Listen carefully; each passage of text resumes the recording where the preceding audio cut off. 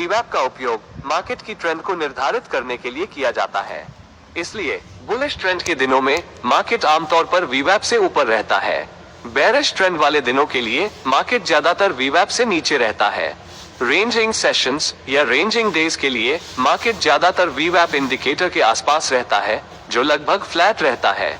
इन observation से पता चलता है कि वीवैप में ट्रेडर्स को इंट्राडे एक्टिविटी के दौरान मार्केट की सेंटिमेंट की पहचान करने में मदद करने की काफी पोटेंशियल है।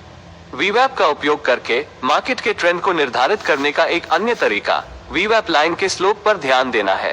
ट्रेंडिंग सेशंस के केस में स्लोप पूरे सेशन के दौरान पॉजिटिव या नेगेटिव रहता है। दूसरी ओर जब यह एक रेंजिंग मार्केट है तो मार्केट वीवैप से दूर जाने में विफल रहता है और वीवैप का स्लोप रिलेटिवली फ्लैट होगा, जिसका अर्थ है कि बहुत अधिक ट्रेंडिंग प्राइस एक्शन नहीं है।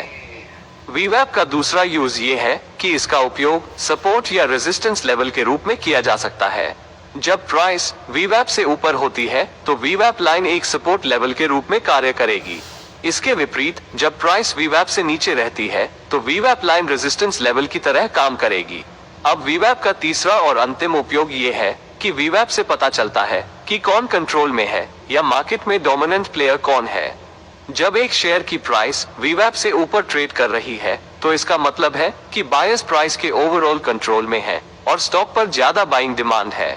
जब शेयर की प्राइस वीवैप के नीचे ब्रेक और क्लोज होती है तो यह मान लेना सही है कि सेलर्स प्राइस पर नियंत्रण हासिल कर रहे हैं। तो इन शॉर्ट, यदि वीवैप बढ़ रहा है तो ये बायर्स को नियंत्रण में दिखाता है और यदि वीवैप गिर रहा है तो ये सेलर्स को नियंत्रण में दिखाता है और यदि वीवैप फ्लैट है तो यह इंगित करता है कि कोई भी मार्केट को कंट्रोल नहीं कर रहा है या प्राइस एक ट्रेडिंग रेंज में है। वीवैप बैंड्स या वीवैप इंडिकेटर से जुड़े स्टैंडर्ड डिविएशन बैंड्स आपके पैसे बचा सकते हैं। इसलिए जब प्राइस वीवैप के ठीक ऊपर हो तब खरीदना और जब प्राइस वीवैप से नीचे हो तो बेचना, ये बहुत ही ओवर सिंप्लीफाइड अप्रोच है। मीनिंगफुल ट्रेड्स करने के लिए हम वीवैप के संबंध में स्टैंडर्ड डिविएशन का उपयोग कर सकते हैं। स्टैंडर्ड डिविएशन एक स्टैटिस्टिकल टूल है जिसका उपयोग डेटा सेट में वेरिएंस को मापने के लिए किया जाता है। छोटा वेरिएंस वैल्यू इंगित करता है कि अधिकांश डेटा पॉइंट्स एवरेज वैल्यू के करीब हैं और एक बड़ा वेरिएंस वैल्यू एवरेज वैल्यू से वाइडर स्प्रेड का संकेत देता है।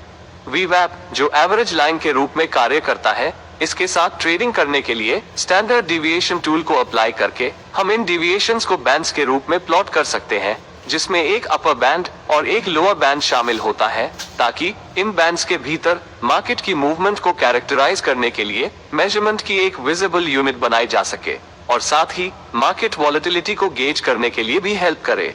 ये बॉलिंजर बैंड जैसा दिखता है, लेकिन मेरा विश्वास करो ये बॉलिंजर बैंड से बेहतर है, क्योंकि बॉलिंजर बैंड में एवरेज लाइन एक मूविंग एवरेज है, लेकिन जब वीवैप की बात आती है तो एवरेज लाइन या मीन लाइन एक वीवैप लाइन होती है जो प्राइस और वॉल्यूम की कैलकुलेशन से जनरेटेड एवरेज वैल्यू है। इसलिए यह मूविंग एवरेज से ज्यादा वेटेज रखता है। आप इस वीवैप बैंड्स इंडिकेटर को ट्रेडिंग व्यू इंडिकेटर सेक्शन में पा सकते हैं।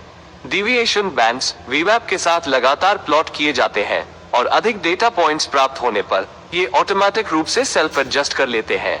यदि आप बारीकी से देखते हैं तो मार्केट के खुलने के दौरान यह आमतौर पर एक सिंगल पॉइंट से शुरू होते हैं और जैसे जैसे प्राइस मार्केट के एवरेज से अलग होने लगती है वैसे वैसे उनका एक्सपेंशन होता है। जिस दर पर ये बैंड्स बदलते हैं वो इस बात पर निर्भर करता है कि प्राइस वीवैप से कितनी दूर ट्रेड कर रहा है और कितनी वॉल्यूम में ट्रांजैक्शन किया जा रहा है। इसलिए वीवैप और डिविएशन बैंड्स को एक चार्ट पर अप्लाई करने से एक वर्चुअल ग्रिड सिस्टम बनता है जो आपको मार्केट एक्टिविटी को विभिन्न मीनिंगफुल जोन्स में कैटेगराइज करने की अनुमति देता है। हर रीजन की यूनिक विशेषताएं और अलग अलग एक्सपेक्टेशंस होती हैं। इसका मतलब ये है कि आपको ये पहचानने में मदद करता है कि मार्केट एक लॉन्ग ट्रेड करने या शॉर्ट ट्रेड करने के लिए पर्याप्त है या कोई पहचान योग्य ट्रेंड नहीं है। यह आपके द्वारा चार्ट का एनालिसिस करने के तरीके के बारे में बेहतर रिफ्रेमिंग की अनुमति देगा। अब मैं उन 4 जोन्स का मेंशन करूंगा जो वीवैप बैंड्स जनरेट करेंगे। पहला जोन वीवैप लाइन से ऊपर है, लेकिन ये पहले स्टैंडर्ड डिविएशन से परे है। ऐसे में मार्केट में अप ट्रेंड जारी रहने की उम्मीद है। दूसरी ओर अगर प्राइस वीवैप से ऊपर है, लेकिन यह वीवैप लाइन और पहले स्टैंडर्ड डिविएशन के बीच रहती है, तो प्राइस के वीवैप के आसपास ऑसिलेट करने की उम्मीद है। इसी तरह की सिचुएशन तब होती है जब प्राइस वीवैप से नीचे होती है और यह वीवैप और -1 स्टैंडर्ड डिविएशन के बीच होती है, तो प्राइस के वीवैप लाइन के आसपास ऑसिलेट करने की उम्मीद की जाती है। अंत में जब प्राइस वीवैप से नीचे है लेकिन यह -1 स्टैंडर्ड डिविएशन से परे है, तो प्राइस में डाउन ट्रेंड जारी रहने की उम्मीद है।